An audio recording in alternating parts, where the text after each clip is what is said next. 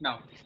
yes. Then today our topic is basically collection and transport of fish seed. तो हम लोग आज देखेंगे बेसिकली ट्रांसपोर्ट एंड कलेक्शन जो है फिश सीड का कैसे होता है। पहले तो कलेक्शन को देखेंगे, देन देखेंगे कि ट्रांसपोर्ट कैसे होता है। अगर हम बात करें कलेक्शन के लिए तो फिश सीड के सीड हमारे पास, तो सीड हमने देखा है कि सीड हमारे पास बेसिकली जो है वो हमारे पास एग्स मिल रहे थे, फ्राई मिल रहे थे और फिंगरलिंग्स मिल रहे थे। और इन तीनों का जो है कलेक्शन करना है हमें। कलेक्शन करने के लिए हमारे पास जो बेसिकली या तो हम कलेक्ट कहाँ से करेंगे, या तो कलेक्शन सीधे मार्केट से करते हैं, तो मार्केट में भी कहाँ से आएगा वो, या तो वो मार्केट में कहाँ से आएगा, कहीं ना कहीं नेचुरल ग्राउंड से, यानी नेचुरल जो स्पेस होंगे, नेचुरल जो सिस्टम होगा हमारा जहाँ पे कि ये फिश सीड्स मिलेंगे, इन तीनों तरह के फिश सीड्स, उनका हम लोग जो है कलेक्शन करेंगे, उनको आइडेंटिफाई करके सेग्रीगेट करेंगे और फिर अपने पर्पस के लिए यूज करेंगे। ठीक है। अदरवाइज हम क्या करते हैं, उनका वहां से करते हैं, या फिर क्या करते हैं कि जो हमारे पास हैचरी होती है, जो आर्टिफिशियल या इंड्यूस ब्रीड करा के हम लोग जो हैचरी से जो है फ्रूट फिशेज से जो है वो लेते हैं, और वहां से डायरेक्टली लेने के बाद जो है अपने मार्केट में, उस मार्केट से उठाते हैं, वहां से उस मार्केट से, और उसको हम लोग अपने पॉन्ड में इंट्रोड्यूस करते हैं, और उसके बाद हम लोग प्रोडक्शन के लिए आगे की ओर बढ़ते हैं। लेकिन अगर हम बात करें यहाँ पर सीधे और सीधे कि यहाँ पे हमारे पास जो हम बेसिकली कलेक्शन कहाँ से करेंगे, बेसिकली कलेक्शन हमारे पास जो नेचुरल रिसोर्सेज है, या तो हमारा रिवर सिस्टम है बेसिकली वहां से, या फिर पॉन्ड सिस्टम है हमारा वहां से, उन जगहों से बेसिकली हम लोग इन जो हमारे पास जो कल्चरेबल फिश होते हैं, उनके जो है फिश के जो एग्स होते हैं, या तो उनका एग्स यानी सीड्स को, यानी कि या तो एग्स को हम लोग करेंगे, बाद में स्पॉन करा के और स्पॉनिंग पीरियड के बाद उसके बाद उसके हैचिंग, उसके जो हैचिंग के बाद जो है लार्वी को और उसके फ्राई को और फिंगरलिंग्स को जो है डेवलप कराएंगे, या फिर सीधे ही फिंगरलिंग को ही कैच कर लेंगे, या फिर फ्राई को कैच करेंगे और उनका ये करेंगे कलेक्शन करने के बाद प्रॉपरली ट्रांसपोर्ट करा के, और हम अपने जो डिजायरेबल प्लेस है हमारा, जहाँ पे हमने पॉन्ड रखा हुआ है, जहाँ पे हमें अपना कल्चर करना है, उस जगह पर पहुंचाते हैं। तो मैं आपको स्लाइड शेयर करता हूँ, उसके थ्रू आपको जो है उसी से हम अपना देखते चले जाएंगे सारी की सारी बातों को, और वहीं से हम लोग जो है पूरा का पूरा ये डिस्कशन को मतलब ये समझते चले जाएंगे। अब ये आपके सामने स्लाइड्स आपको दिख रहे होंगे। Slide the whole slide is prepared by me, collection and transport of fish seed. Now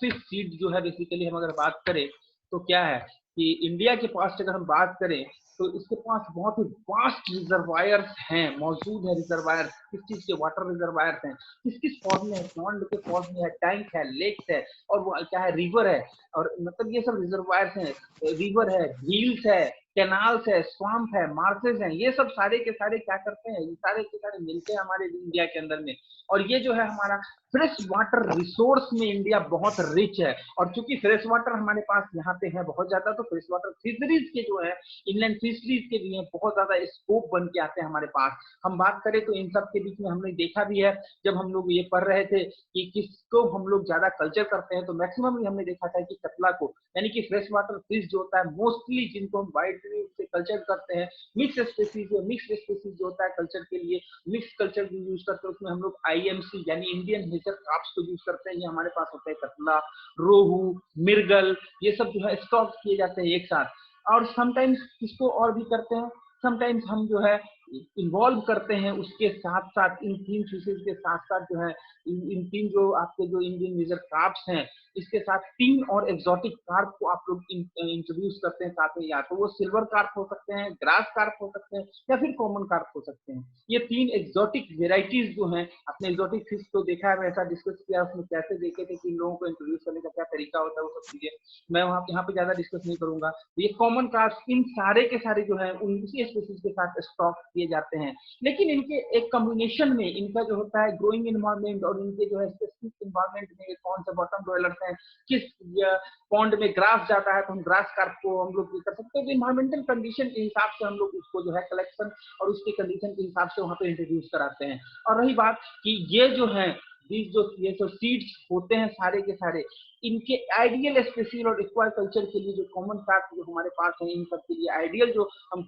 जो प्रैक्टिस करते हैं, उसके लिए हम लोग क्या करते हैं, इनका कलेक्शन करते हैं, इसके स्पॉन को या इनके सीड को। अब उसके लिए हमारे पास जो है ये हम देखते हैं तो हमें पता चलता है कि ये रिप्रोड्यूस जो है किसी एक वाटर बॉडीज में या किसी एक कन्फाइंड एरिया में नहीं कर, मतलब किसी एक जो है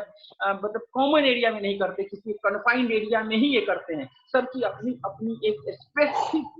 इन्वायरमेंटल कंडीशन होता है जहां पर कि ये कर पाते हैं सारे के सारे आपके रिप्रोड्यूस। तो उस रिप्रोडक्शन की कैपेसिटी के साथ जो होता है, ये सारे के सारे रिप्रोडक्शन की कैपेसिटी के साथ जब एक साथ इन्वॉल्व होते हैं, बेटा जिसका म्यूट नहीं है म्यूट कर लीजिए आप अपने से, मैंने यहाँ बाकी को म्यूट कर दिया है, जिसका म्यूट नहीं है म्यूट कर लीजिए, ठीक है। तो मैं बात कर रहा था कि जिसका जो स्पॉन जो है नेचुरली जो फ्लडेड रिवर में मिलते हैं, हमने देखा था कि बहुत सारे फ्लडेड रिवर में मिल रहे थे, रिवराइन कंडीशन में मिल रहे थे, उन सब के या मानसून के वजह उनके जो है जून से सितंबर के बीच में जो उनका मानसून होता है साउथ वेस्ट रीजन में, उस समय उनको जो है कलेक्शन लेते हैं, कलेक्ट करने की कोशिश करते हैं। तो इन सब सारे चीजों का कलेक्शन पे बहुत ज्यादा असर पड़ता है कि कहाँ से हम कलेक्ट करते हैं। अगर हम बात करें उसके बाद कि ये फिश सीड जो है ये कलेक्शन, ये बेसिकली जो है एक्वाकल्चर के लिए जो हम बात करें तो ये कहाँ से कलेक्ट किए जाते हैं, तो बेसिकली ये 3 जगह से कलेक्ट किए जाते हैं। फर्स्ट वन होता है riverine collection, that is river के हमारे पास जितने भी आपके पास ये आते हैं रिसोर्सेज, उनके पास से ये कलेक्ट होते हैं। उसके अलावा कहाँ से आते हैं, रिवर के अलावा ये कहाँ से आएंगे, फिर से हम अगर बात करें तो बांध से, बांध पे जो होता है जब बांध बंधाकर बांध कर हम ब्रीडिंग करवाते हैं उस जगह पे। और तीसरा जो सोर्स हमने पहले भी आपके साथ डिस्कस किया, या तो हैचरीज, जो कि कहाँ पे मौजूद है, हैचरीज हमारे बेसिकली कहाँ पे मौजूद है, जो कि हम जहाँ भी हमने देखा है हम आर्टिफिशियल कल्चर कर रहे हैं या फिर जहाँ पे हम पॉन्ड को बना रहे हैं और हैचरीज के लिए यूज कर रहे हैं, तो उन सब जगहों पे हैचरीज बनाते हैं और हैचरीज बनाकर वहां से हम लोग सीड को, यानी कि उस जगह पे एग को इंड्यूस करवा देते हैं ब्रूड फिश को, और वहां से एग का कलेक्शन या स्पॉन का कलेक्शन या फ्राई का कलेक्शन करते हैं। तो हम बात करते हैं, इसमें हमने देखा है कि इंड्यूस ब्रीडिंग में हमने देखा है हाइपोफाइजेशन टेक्निक का यूज किया था। उसमें हमने देखा था कि कैसे फिश को पिट्यूटरी के एक्सट्रैक्ट को देकर उसके ब्रूड स्टॉक को जो है वो डाइट को डेवलपमेंट डाइट में देकर उससे हम लोग जो है डिफरेंट काइंड के फिश फ्राई को, मतलब उस स्पेसीज के बहुत सारे फिश फ्राई को हम लोग कलेक्ट कर लेते हैं, वहां से ब्रीड करा के और फिर आगे कल्चर के लिए लेके चलते हैं। और रही बात आगे, तो हम इस एक चार्ट हम दिखाने जा रहे हैं। इस चार्ट में आप देख लीजिए कि सीड जो है उसका क्लासिफिकेशन कैसे हम करते हैं। तो आप देख पाएंगे कि उनका जो सीड का नाम जो होता है उनके एज और उसके स्टेज उसके बेसिस पे करते हैं, और एज स्टेज और के बेसिस के साथ साथ उसके जो स्पेसिफिक साइज होते हैं उस साइज पे पता चलता है हमें। जैसे हम देख लें, या तो वो स्पॉन कहेंगे या हैचिंग या लार्वी कहे जाएंगे, उनका साइज 5 से 15 मिलीमीटर तक होगा, सिर्फ 5 से 50 मिलीमीटर तक। उसके बाद अगर हम बात करें अर्ली फ्राई की, तो अर्ली फ्राई 15 से 25 mm तक का होता है। देखा था हमने कैरेक्टरिस्टिक 15 से 25 mm के सारे अर्ली फ्राई के कैरेक्टरिस्टिक को। देन फ्राई 26 से 40 mm तक के अगर हो जाते हैं तो वो फ्राई कहे जाते हैं। अगर एडवांस फ्राई की बात करें तो 41 से 60 mm का अगर वो बीच का हो जाता है तो वो हमारा एडवांस फ्राई कहा जाता है। उसके बाद अर्ली फिंगरलिंग्स 61 से 80 mm वाले को कहते हैं। वहीं पर फिंगरलिंग्स जो है 81 से 100 mm वाले को कहेंगे। जबकि एडवांस फिंगरलिंग जो है 101 से 125 mm का जब हो जाएगा तो एडवांस फिंगरलिंग कहा जाएगा। वहीं पर उनके जुवेनाइल स्टेज कहे जाते हैं 126 से 150 mm साइज के जब वो हो जाते हैं तो। जबकि ईयरलिंग्स, यानी कि तकरीबन इनको ईयरलिंग्स इसलिए कहा जाता है कि 1 साल के करीब तकरीबन होते होते, या मतलब कि एक साल की जो फसल में जो होते हैं उसमें वो कंप्लीट वहां तक आने के बाद एडल्ट टाइप के वो दिखने शुरू हो जाते हैं। वो 151 mm से 200 mm के बीच में जब वो हो जाते हैं तो इस तरह के कंडीशन, इस तरह के जो होते हैं इनको कहा जाता है आपके क्या फिश फ्राइड जो है, ये सारे के सारे नेम इसके हिसाब से दिए जाते हैं। तो ये बेसिकली उनका क्लासिफिकेशन है कि कब किसको क्या कहेंगे, किस फिंगरलिंग्स को कब, मतलब कब किस सीड को क्या नाम देंगे, कब उसे फ्राई कहेंगे, कब उसे स्पॉन कहेंगे, कब उसे एडवांस फ्राई कहेंगे, कब उसे अर्ली फ्राइलिंग कहेंगे। ये सारा का सारा उसके साइज पे डिपेंड करेगा। जिस तरह से उसके साइज बढ़ते जाएंगे हम उसका नाम जो है चेंज करते जाएंगे। नाउ हम बात करते हैं कि हमारे पास जो है जो सबसे बड़ा, जो सबसे पहला जो हमने देखा था रिवराइन फिशरीज के जो सोर्स थे, रिवराइन फिशरीज हमने 3 फिशरीज सोर्स देखा है। जैसे उसमें कि आपने देखा है, पहला आपका था कि रिवराइन था, दूसरा बंद था और तीसरा हैचरीज था। तो बंद पे तो बांध कर तो वो तो कहीं भी आर्टिफिशियली कहीं भी आप कर सकते हैं, किसी भी रिवर पे भी कर सकते हैं या किसी पॉन्ड पे भी कर सकते हैं, किसी अलग आप जो है स्पेसिफिक एरिया में उस जगह को ग्रो करा के उस तरह से पानी को बांध कर उसमें भी आप कर सकते हैं। हैचरी भी आप उसी तरह से बनाते हैं artificially. But these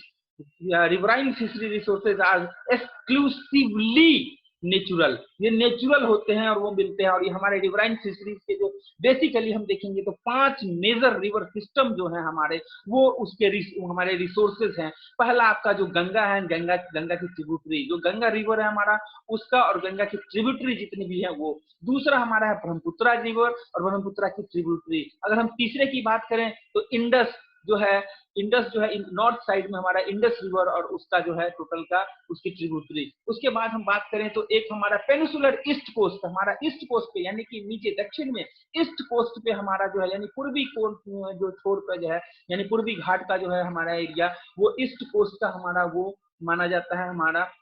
river peninsular east coast का पूरा रिसोर्स। और दूसरा हमारा जिसमें कि आप देखेंगे उस साइड में जो भी गोदावरी रावी तापी नदी आएंगी वो सब हम एक एक करके भी देखते चलेंगे। उसके बाद अगर हम वेस्ट कोस्ट की बात करें तो वेस्ट कोस्ट हमारे पास जो है वो बेसिकली कहाँ से अवेलेबल हमारे पास वेस्ट कोस्ट हो जाता है, तो नीचे के एरिया जो हमारा साउथ, नीचे का साउथ का जो एरिया होता है वो हमारा वेस्ट कोस्ट का एरिया होता है नीचे का। अब देखिए फिगर में यहाँ पर क्लियरली इन सभी को दिखाया गया है कि ऊपर में जो आपका है यहाँ पर ये इस साइड में ब्रह्मपुत्रा रिवर का जो कि भारत के बिल्कुल पूर्वी छोर पर जो है ब्रह्मपुत्रा रिवर के कोस्ट दिख रहे हैं। बीच से यहाँ से शुरू होता है और आधे तक यहाँ बिहार होता हुआ यहाँ तक गंगा रिवर का कोस्ट कहलाता है। जबकि हम अगर बात करें पेनिसुलर रीजन का तो वो आपका पेनिसुलर रीजन इस साइड में मतलब कि यहाँ पे नीचे की ओर जो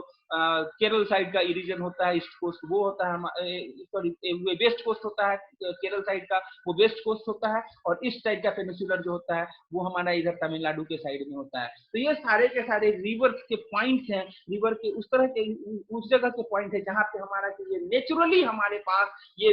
हमारे एग्स जो है वो एग या सीड्स जो है वो उनका कलेक्शन किया जाएगा, उनके कलेक्शन के लिए बहुत इंपॉर्टेंट होते हैं। हम बात करते हैं गंगा रिवर की, तो गंगा रिवर सिस्टम जो है उसका टोटल लेंथ अगर हम बात करें तो 8047 किलोमीटर का रेंज है ये कंप्लीट। और ये 8047 किलोमीटर के रेंज में बहुत जगह पे जो है वो रिवर जो है वो टर्न करती है, घूमती है, मुड़ती है। हम देखेंगे इसके टर्निंग का क्या प्रभाव पड़ता है। किसी भी रिवर के टर्निंग के कारण देखेंगे कि जहाँ पे टर्न करता है उस जगह पे जहाँ पे जिस साइड से टर्न किया वहां पे इरोजन जोन बनता है, वहां पे बहुत तेजी से कटाव होता है। और जिस साइड धार का नहीं पड़ता है, एक साइड टर्न हो गई जैसे टर्न को सीधा मुंह को मुड़ जाता है तो एक साइड जो है वहां पर शैडो जोन बन जाता है, वहां पे कुछ नहीं और वहां पे पानी बिल्कुल स्थिर रहता है। और उसी स्थिर पानी में ये मछलियां बहुत आराम से, चूंकि वहां पे आपके बायोटिक कंपोनेंट्स बहुत सारे वहां जमा हो जाएंगे और उसको खाना वहां मिलेगा और वहां पर वो प्रोड्यूस भी कर सकते हैं बहुत आसानी से। तो हम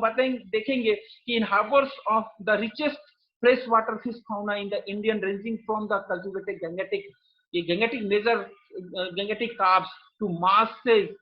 and other cold water fisheries of the Himalayas, the Hilsa, Cupid, catfishes and a wide array of the fish considerable commercial importance। हम देखते क्या है इसके अंदर इस फिश सिस्टम, इस river system, Ganga river system के अंदर जो हमारा हिमालय से निकलने वाले जितने भी कोल्ड वाटर फिशरीज के जो हैं वो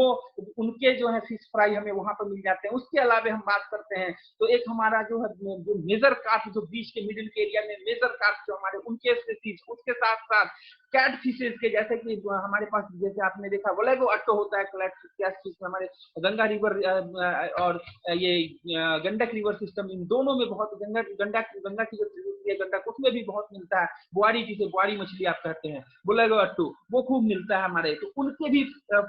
जो होंगे सीड्स इसी जगह इसी मतलब रिवराइन सिस्टम से हम कलेक्ट कर पाते हैं। उसके अगर हम बात करें एक बहुत ही क्लूपेट जो होता है हिल्सा, हिल्सा मछली जो है आपके बिल्कुल नीचे, और कहा जाता है कि इसके बारे में कि बहुत टेस्टी फिश होता है। बंगाल में लोग जो है मतलब कि बहुत सम्माननीय अतिथि लोगों को हिल्सा मछली खिलाते हैं, क्योंकि हिल्सा की फिश की वो कही जाती है कि एक्चुअली ये रहता है समुद्र में और आता है आपके कहाँ तक, वो आपके ये फिश आपका ये आता है आपके फ्रेश वाटर में अपना ब्रीडिंग करने के लिए, और इसीलिए यहाँ पे इनके जो है वो छोटे इनके जो है फ्राई मिल पाते हैं। तो जितने भी बाकी और कमर्शियल इंपॉर्टेंस के बहुत सारे फिशेज होते हैं वो सारे के सारे जो है इस गंगा रिवर सिस्टम से हमें मिल पाता है उनके एक। तो हमारे पास एक जो सबसे पहला रिवर सिस्टम था वो गंगा रिवर सिस्टम था। सेकेंड वन हमारे पास जो है वो है that is Brahmaputra river system. The Brahmaputra river system is combined with a combined length 4023 kilometre. ये तकरीबन 4023 किलोमीटर रेंज का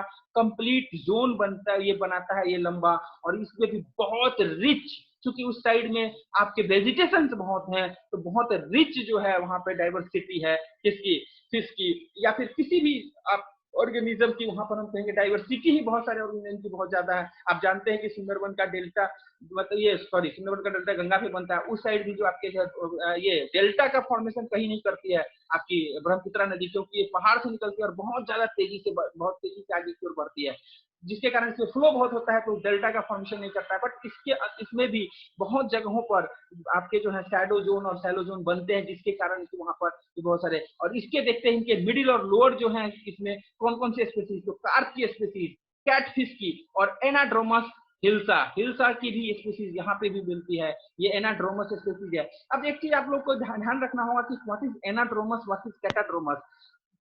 कई बार ये एनाड्रोमस फिश और कैटाड्रोमस फिश आपके जहन में आएगी। एनाड्रोमस फिश का मतलब होता है, एनाड्रोमस फिश वैसे फिश होते हैं जिनको की क्या करना है, आपको कहां से आना है, ये रहेंगे कहां पे रहेंगे, ये बेसिकली मेराइन वाटर में, लेकिन ये ब्रैकिश वाटर में यानी कि समुद्र में रहेंगे मैक्सिमम टाइम पर, लेकिन ब्रीड करने के लिए या अपने रिप्रोडक्शन के प्रोसेस के लिए ये कहाँ आएंगे, फ्रेश वाटर में आएंगे, तो ये कहे जाएंगे एनाड्रोमस। और अगर जो फिश, कोई भी फिश ऐसा हो जो कि रहे फ्रेश वाटर में, लेकिन अपने रिप्रोडक्शन को करने के लिए, रिप्रोडक्टिव प्रोसेस को करने के लिए अगर वो सी की तरफ मूव करता है या ब्रैकिश वाटर की तरफ या सी वाटर, मेराइन वाटर की तरफ मूव करता है, तो दैट इज कॉल्ड कैटाड्रोमस। तो एनाड्रोमस और कैटाड्रोमस फिश जो होते हैं इसी के बेसिस पे डिफाइन किए जाते हैं, इसी अलग अलग किए जाते हैं। तो ये आपकी हिल्सा जो और बहुत सारे एयर ब्रीदिंग फिश जो होते हैं, जिसमें कि आपके एयर ब्रीदिंग फिश में आप देख सकते हैं कि आपके पास हिस्टोपोनेटस फॉसिलिस होता है, और उसके अलावा आपके बोलेगो अट्टू होता है, उसके अलावा आपके पास ये क्या बोलते हैं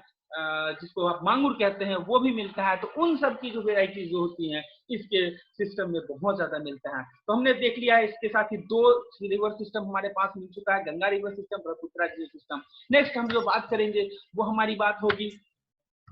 इंडस रिवर सिस्टम की। इंडस रिवर सिस्टम जो है हमारा, ये जो है ये बहुत ही बड़ा और बहुत ही मैसिव, बहुत एरिया को पार्ट करता है, कवर एज अ होल, लेकिन एक छोटे से पार्ट में north west India, north west India याद रखिएगा, नॉर्थ यानी ऊपर, वेस्ट जिधर किधर पाकिस्तान जिस साइड से है उस साइड, तो आपके उस साइड के एरिया को वहां पर जो है वो इंडस रिवर पूरा का पूरा उस जोन को कवर करता है। और ये exotic rainbow fish, brown trout जो है ऊपर ऊपर के उनके जो है, और बहुत सारे इंडिजिनस कार्प, कैटफिश के जो है उसके लोअर सेक्शन में इसको ये वहां पे उसके जो स्पॉन और सीड्स होते हैं वहां पे मिलते हैं। ट्राउट जो होता है वो कश्मीर में बहुत मिलते हैं, जो कि वर्ल्ड रिचेस्ट स्पोर्ट फिशिंग जो है वाटर अट्रैक्टिंग के लिए माना जाता है। ट्राउट्स के लिए, स्पोर्ट्स फिशिंग के लिए वहां पर बहुत ज्यादा इंपॉर्टेंस इसका रखता है। तो कमर्शियल इसके लिए यूज बहुत होता है इंडस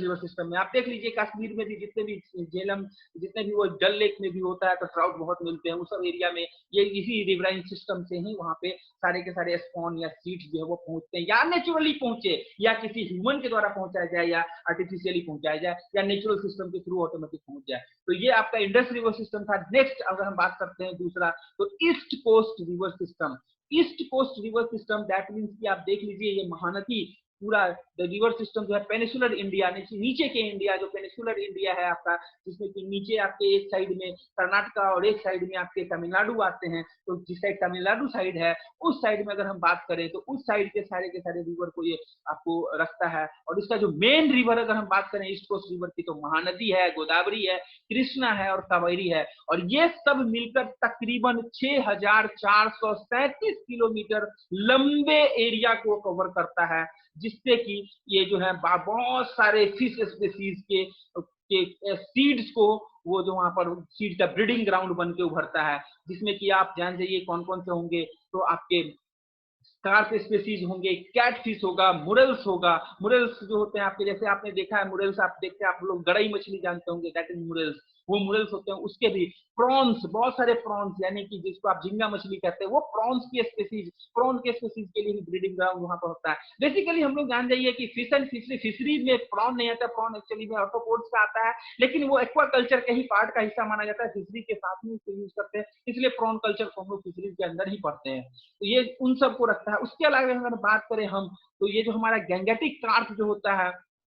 उनका ट्रांसप्लांट किया जाता है, रिप्लेस किया गया है उस साइड में, नॉर्थ साइड में, इसी के थ्रू, उस जहाँ की वो बड़े सक्सेसफुली रह सकते हैं और वो बड़े आराम से सिग्निफिकेंटली जो है कल्चर्ड वहाँ के कल्चर किए जा रहे हैं। उसके बाद अगर हम बात करें कि जो कावेरी की ट्रिब्यूटरी होती है वो नीलगिरी जो है उसके कोल्ड वाटर फिश में और ट्राउट के और टिंचेज को रखने के काम में आता है। मतलब वहां भी ट्राउट और टिंच जो है उनके भी स्पॉन फीड की जो आपके जो है सीड्स जो है वो मिलेंगे। उसके बाद जो लास्ट हमारे पास है वेस्ट कोस्ट रिवर सिस्टम, ये basically south drain area, south के एरिया में पेनिसुलर, साउथ पेनिसुलर एरिया जो है आपका वो माना जाता है, जिधर की आपका वेस्टर्न घाट कहता है, जिसे हम नर्मदा ताप्ती नदी जो कहते हैं, वो दोनों रिवर इसके आते हैं और ये भी बहुत बड़ा एरिया को कवर करता है। और इस एरिया में हमें क्या क्या क्रॉप्स तो मिलते ही हैं, कैटफिश मिलता है, मार्सेस मिलते हैं, बुरल्स मिलते हैं, पर्चेज यानी कि जितने भी पर्चेज हमारे पास पर्सिफॉर्मिस जो एनाबल्स वगैरह देखते हैं उनकी बहुत वेराइटीज वहां मिलती है, और प्रॉन, इसके भी सीड्स वहां पे इजीली जो है कलेक्शन के ग्राउंड बनते हैं। तो ये आपके पास बेसिकली जो हमारे पास ये पांचों रिवर सिस्टम था हमारा, ये पांचों रिवर सिस्टम जो है वो सभी के सभी जो है वो क्या कर रखता है, बहुत सारे स्पीसीज के फिश के स्पॉन को या फिश के सीड को वो रखता है, जिसका जहां से कि हम कलेक्शन को करते हैं। अब बात कर देते हैं, एक चार्ट है हमारे पास, इस चार्ट को अगर आप देखेंगे तो यहाँ पर आपके पास सारी बातें कि पांचों रिवर सिस्टम में कौन कौन सी स्पीसीज के, बेसिकली किस किस स्पीसीज के हमारे पास जो है फिश मिलेंगे या किस स्पीसीज के फिश सीड जहां से कलेक्ट किए जाते हैं, इस चार्ट में दिया गया है। आप यहाँ पर आप देख सकते हैं कि गंगा में आप देख लीजिए कार्प है, कतला है, लेबी रोहिता है, बहुत सारे सोन बहुत सारे फिशेज है। ब्रह्मपुत्रा में भी अगर हम देखेंगे तो नीचे यहाँ पे क्यूप्लेट हिल्सा वगैरह है, क्रोसलस है, ग्लोसोफिगस गुरस है, कोलसिया लैसिया है, तो लेलिया है, ये सारे। इसके बाद इंडस में भी देख लीजिए, ईस्ट कोस्ट में भी और वेस्ट कोस्ट में भी, ऐसे भी नाम हम लोग बहुत सारा वहां ले चुके हैं पहले भी, और ये पूरा कंप्लीट चार्ट है आपके पास। ये चार्ट मिल जाएगा तो आप इससे जान जाएंगे कि किस किस तरह के कौन कौन से फिशेज किस किस रिवराइन एरिया में, बहुत तो है कि जो सब जगह मिल रहे हैं, बहुत है जो कहीं कहीं पे स्पेसिफिक है। जैसे अगर हम बात करें ट्राउट की तो वो पेनिसुलर रीजन में भी कहीं पे मिल रहा है जहां पर कोल्ड है, और ऊपर इंडस रिवर सिस्टम में मिल रहा है, बाकी और कहीं नहीं मिल रहा है। तो इस तरह से हम लोग डिस्टिंग्विश कर लेते हैं और कहाँ कहाँ पे क्या मिलता है उसका एक अकाउंट हमारे पास आना चाहिए। नाउ अब हम बात करते हैं कि हमारे पास किस किस तरह के हम लोग के पास, हमने देखा है कि हमारे पास बेसिकली एग मिलता है, स्पॉन मिलता है और फिंगर फ्राई जो होते हैं वो फ्राई मिलते हैं। तो इनका कलेक्शन हम लोग कैसे करेंगे, तो जैसे सबसे पहले एग का कलेक्शन, तो एग के कलेक्शन की अगर हम बात करें, कहीं भी हो इन सब में से कहीं भी, जहां पे भी जिस भी रिवर सिस्टम में हो, उस रिवर सिस्टम में हम लोग जो है एग का कलेक्शन, जो लार्ज कलेक्शन है उसी को हम लोग लार्ज जो आपके जो एग होते हैं, लार्ज स्केल एग कलेक्शन जो होता है वो बहुत ज्यादा जो है उसके ब्रीडिंग ग्राउंड को हम लोग सर्च करते हैं कि किस एरिया में वो ब्रीड कर रहा है फिर, और उस ब्रीडिंग ग्राउंड को जब हम सर्च कर लेते हैं तो उस पर्टिकुलरली ब्रीडिंग ग्राउंड से हम लोग एग का कलेक्शन करते हैं। और उसके लिए हम लोग क्या करते हैं, जमीन से सीधा 1 से 2 फीट डीप वाटर में हम लोग जो है डिस्ट्रीब्यूट करते हैं, बॉटम में उसका स्कूपिंग, और उसको जो है गमछा नेट का नाम देते हैं, गमछा नेट। वो रेक्टेंगुलर स्पॉन कलेक्शन नेट होता है जिसमें कि हम लोग जो है लार्ज स्केल एक का कलेक्शन करते हैं और उसमें हम एक का कलेक्ट करते चले जाते हैं। तो हमारे पास एक जो सबसे याद रखिएगा, इसमें क्वेश्चन जो है ये पूछा जाता है, यही क्वेश्चन पूछा जाता है कि एग के कलेक्शन के लिए कौन सा फिशिंग गियर आप यूज करते हैं, तो कौन सा नेट यूज करते हैं, गमछा नेट। इसका याद रखिएगा कि गमछा सिस्टम को यूज करते हैं हम। उसके बाद अगर हम बात करें ये रिवराइन सिस्टम में जो मध्य प्रदेश है, उसके अलावा हम बात करें कि ड्रिफ्टिंग एग जो होता है, जो कि भागता हुआ एग हो, इधर उधर मूव कर रहा हो, उनके एग सिस्टम में जो है, सॉरी मैं स्टॉप शेयरिंग करता हूँ, देखता हूँ एक बार किसका आप लोगों का म्यूट नहीं है। मैं सबको पहले म्यूट करूँ, बहुत लोग अनम्यूटेड है, बीच बीच में गायब हुए हैं और आ गए हैं। ओके मैं म्यूट कर दिया हूँ, देन फिर से मैं शेयर करता हूँ आपके सामने।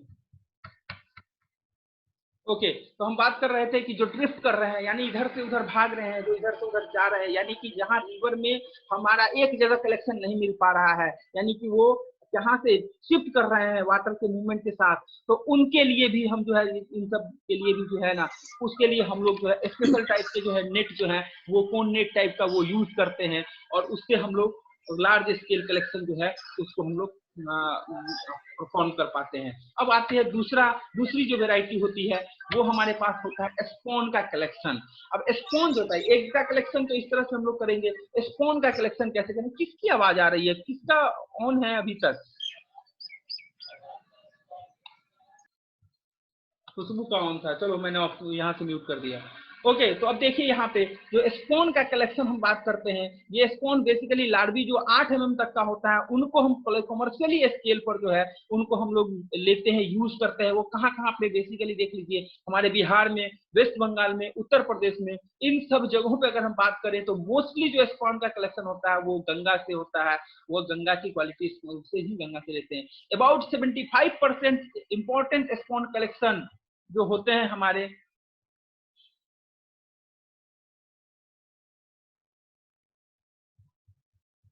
कौन बार बार आ रहा है जा रहा है भाई? ऐसे करोगे तो ऐसे काम चलेगा?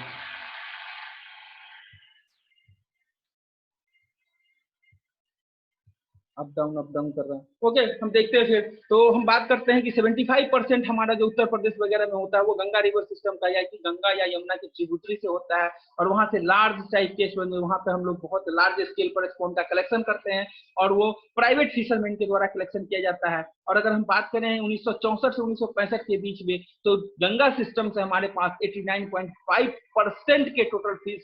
सीड जो है वो प्रोड्यूस की गई पूरे कंट्री में। तो ये कितना बड़ा अमाउंट होता है, 89.5%। उस कलेक्शन में धीरे धीरे बाद में आके बदला हुआ। अगर हम बात करें फ्राई और फिंगरलिंग के कलेक्शन की, तो हमारे पास हमने देखा है कि फ्राई या फिंगरलिंग हमारा 8 से 40 mm का होता है, या फिंगरलिंग हमारा 40 से 150 mm तक के बीच का होता है। और इनको हम लोग इसके द्वारा देख लीजिए, कास्ट और ड्रैग नेट, दो तरह के नेट हम लोग यूज करते हैं, कास्ट नेट या ड्रैग नेट। और इस कास्ट नेट और ड्रैग नेट के थ्रू जो है हम लोग उसका कलेक्शन कर लेते हैं, और कलेक्शन करने के बाद उसको जो है हम लोग ट्रांसपोर्टेशन के लिए या फिर किसी नए जगह इंट्रोड्यूस करने के लिए उसको साइज करके जगह पे रखते हैं। अब बात करते हैं कि इसके लिए ये सब कहाँ पे, किन किन स्टेट में इसकी होता है, तो हरियाणा, दिल्ली, मध्य प्रदेश, उत्तर प्रदेश और राजस्थान में वहां पे जो है बिलियंस ऑफ कार्प के स्पीसीज जो है, उनके फिंगरलिंग्स जो है, ये सब पकड़े जाते हैं। और पकड़कर उनका जो है वो ये जुलाई से अक्टूबर के बीच में, और कहीं सभी जगह पर जो है रिवर सिस्टम में जो है या फिर कहीं पे भी जो हम बनाते हैं पॉन्ड, उसमें इंट्रोड्यूस करते हैं। अब बात करते हैं जो एक बहुत इंपॉर्टेंट चीज है कि हम लोग कैसे स्पीसीज और इसको हम लोग डिस्ट्रीब्यूट करेंगे। तो आइडेंटिफिकेशन कीज क्या क्या होंगे आइडेंटिफिकेशन करने के लिए, और उसके ग्रुप को अलग अलग। तो हम लोग आइडेंटिफिकेशन देख चुके हैं अच्छे से कि आइडेंटिफिकेशन कैसे करेंगे। एक छोटा सा हमने यहाँ पर बायोग्राफ थोड़ा सा रखा है, यहाँ पर एक छोटा सा बिब्लियोग्राफी रखी है कि किस किस तरह से देखेंगे कतला का क्या कैरेक्टर है, रोहू का क्या कैरेक्टर, हमने सब देख चुके हैं। हम लोग सब देख चुके हैं। जो पिछला क्लास हम लोग का था वो आइडेंटिफिकेशन पे ही था, उसमें हम लोगों ने क्लियरली देखा था कि आइडेंटिफाई कैसे करते हैं। अब रही बात कि आइडेंटिफाई करने के लिए हमें किस जोन का यूज करना है, तो आपके पास ये फिगर दिख रहा होगा आपके स्क्रीन पे। क्लियर है ये फिगर? देख लीजिए, सभी लोग क्लियर है? जस्ट थम्स अप करके आप इशारा करके दे बताएंगे कि सभी लोग को फिगर क्लियर हो रहा है।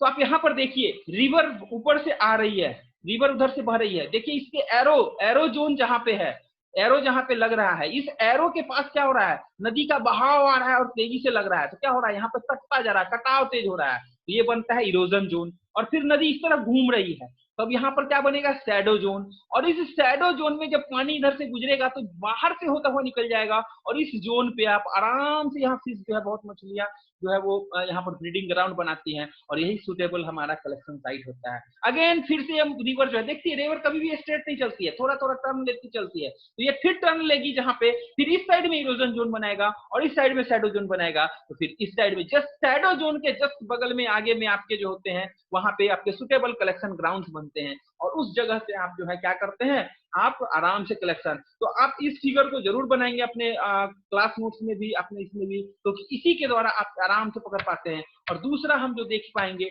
वो है हमारा, ये देखिए नेट, कौन कौन सा नेट, देखिए नीचे में आपका गमछा नेट दिख रहा है। ये गमछा नेट इस तरह से यूज करते हैं, देखते हैं बांस की बल्लियां दो चार ठोक कर, और उसके बाद ये गमछा की तरह बिछाया जाता है नेट के कलेक्शन के लिए। और इसका जो है आउटलाइन व्यू ये दिया गया। और ऊपर वाला देख लीजिए, ये ड्रैग नेट है, आपके स्पॉन के कलेक्शन के लिए ड्रैग नेट का यूज करते हैं आप स्पॉन कलेक्शन के लिए। ऊपर में जो दिया हुआ है बहुत बड़ा सा, रिवर के इस फ्लो को इसके सामने ये लगाते हैं और वहां से छोटा सा निकलता है, जिसके कारण क्या होता है नीचे में वहां पे हम कलेक्शन के लिए कुछ बकेट वगैरह लगाते हैं और ये कलेक्ट होता चला जाता जाता है, पानी का बहाव भी बना रहा और सारे के सारे स्पॉन और फिंगरलिंग्स जो है कलेक्ट होते इसमें चले जाते हैं। अब एक बार हमारे पास कलेक्ट होके चला आया, कलेक्शन हमने कर लिया है, तो हमारे पास ऑप्शन क्या बचता है, कलेक्शन के बाद हमें उसका ट्रांसपोर्ट करना, या फिर ट्रांसपोर्ट करना किस चीज का, ट्रांसपोर्ट करना हमारा सीड का या फिर ब्रूड फिश का। ब्रूड फिश कौन किसको कहते हैं, जो फिश अभी अंडा देने वाली है या जो बच्चा देने वाला है जो फिश, उसे ब्रूड फिश कहते हैं। तो हम ट्रांसपोर्टेशन के लिए बेसिकली जो है हम अगर बात करें तो हमें बहुत कुछ चीजों का ध्यान रखना पड़ता है कि हम ट्रांसपोर्टेशन में क्या क्या चीज का ध्यान रखेंगे जिससे कि हमारा ट्रांसपोर्टेशन का कॉस्ट भी बचा रहे और हमारा फिश, क्योंकि फ्राई क्या है, लिविंग थिंग है, लिविंग थिंग मरे ना, तो वहां ऑक्सीजन की कमी ना हो, लैक ऑफ ऑक्सीजन ना हो, इसका ध्यान रखना है। वहां पर जो मेटाबोलाइट्स वो सारे के सारे क्या करेंगे, खाना खाएगा, वहां पट्टी करेगा सब कुछ, तो metabolites ammonia, carbon dioxide, faeces वो इकट्ठा ना हो जाए, उसको हमें क्या करना है, आराम से उसको रिमूव करते चलना है। और क्या करना है, हाइपर एक्टिविटी, स्ट्रेन और एग्जॉस्टन, बहुत ज्यादा चोट न लगे, हिले डुले ना ज्यादा, एग्जॉस्ट ना हो जाए वो, और उसके अलावा क्या करना है, वो डिजीज ना हो जाए, डिजीज के लिए भी, और पैरासाइट का इन्फेक्शन ना हो, इसे भी हमें ध्यान रखना है। तो ये ट्रांसपोर्ट करने के दौरान हमें, और उसको फिजिकल इंजरी यानी कि चलने के वहां जब कहीं दूसरे दूर लेके जा रहे हैं तो ऐसा ना कि चोट से ही वो मर जाए या बीमार फिश जो है वहां पहुंचे, और बीमार फिश पहुंचेगा तो फिर आपके प्रोडक्शन में प्रॉब्लम होगी। अगर हम बात करें तो इसके लिए हम लोग दो तरह के ट्रांसपोर्टेशन के लिए मेथड को यूज करते हैं। पहला ट्रांसपोर्टेशन मेथड होता है ओपन सिस्टम और दूसरा होता है क्लोज सिस्टम। अगर ओपन सिस्टम की बात करें तो उसमें हम किसी एरेशन को नहीं देते हैं, किसी ऑक्सीडेशन को नहीं देते हैं, वाटर सर्कुलेशन को ध्यान में रखते हैं, सिर्फ एक बड़ी बड़ी हांडियों में जो है वो देखे होंगे कि आपका मछली का कलर होगा, आपको बहुत जगह जाता भी है, बड़े सी हांडी में जो है छोटे छोटे फिश को रख लिया जाता है और उसमें जो है पानी रख दिया जाता है और उसको सहेज कर बड़े आराम से ट्रांसपोर्ट कर दिया जाता है। This is type of open system transportation. उसी तरह से सारे के सारे ट्रांसपोर्ट किए जाते हैं। अगर हम बात करें क्लोज सिस्टम की तो उसके अंदर में जो एयर टाइट कंटेनर्स में रखते हैं और उसमें सिलिंड्रिकल ऑक्सीजन सप्लाई देते हैं, उसको एरेशन करते रहते हैं, वाटर के करंट को हम लोग बैलेंस करके रखते हैं। तो या हम ओपन सिस्टम यूज करें या क्लोज सिस्टम, आज के डेट में क्लोज सिस्टम जो है वो बहुत पॉपुलर हो गया है क्योंकि इसमें हमारा प्रोडक्शन, इसमें हमारा जो है वो फिश फ्राई मरता ज्यादा नहीं है और फिश फ्राई हमारा आराम से पहुंच जाता है जहां भी हम ट्रांसपोर्ट करना चाहते हैं। तो अपने इस तरह से सारे एस्पेक्ट को कि हमारे पास कौन कौन से फिश के कलेक्शन ग्राउंड होंगे, किस तरह से कलेक्ट करेंगे, कौन कौन से चीज कलेक्ट करेंगे, एग कलेक्ट करेंगे, फिश फ्राई कलेक्ट करेंगे और फिंगर विंग कलेक्ट करेंगे, या फिर उनका कलेक्शन के लिए कौन कौन सा नेट यूज करेंगे, उसके गियर क्या क्या होंगे, उसके बाद कलेक्शन का हमारा रिवर का जो बेसिक रिवर का कलेक्शन का जो ग्राउंड होता है वो कैसे रिवर का ग्राउंड बनता है, कहाँ इरोजन जोन बनता है, कहाँ पर शैडो जोन बनता है, उसको देखा है। उसके बाद हमने फिगर से ये समझा कि कौन कौन से नेट हमारे पास है वो किस तरह से काम करते हैं। एंड देन फाइनली हमने इस स्लाइड में जो अभी फाइनल स्लाइड था उसमें हम लोगों ने देखा है कि ट्रांसपोर्टेशन के दौरान हमें ध्यान क्या क्या रखना है और ट्रांसपोर्टेशन हम कैसे करेंगे, कौन कौन सा मेथड ट्रांसपोर्टेशन का हो सकता है। तो दो मेथड हमारे पास मिल के आया था, ओपन सिस्टम और close system. And thanks to everybody, सभी को धन्यवाद। आज की क्लास के लिए मैं स्टॉप शेयरिंग करता हूँ।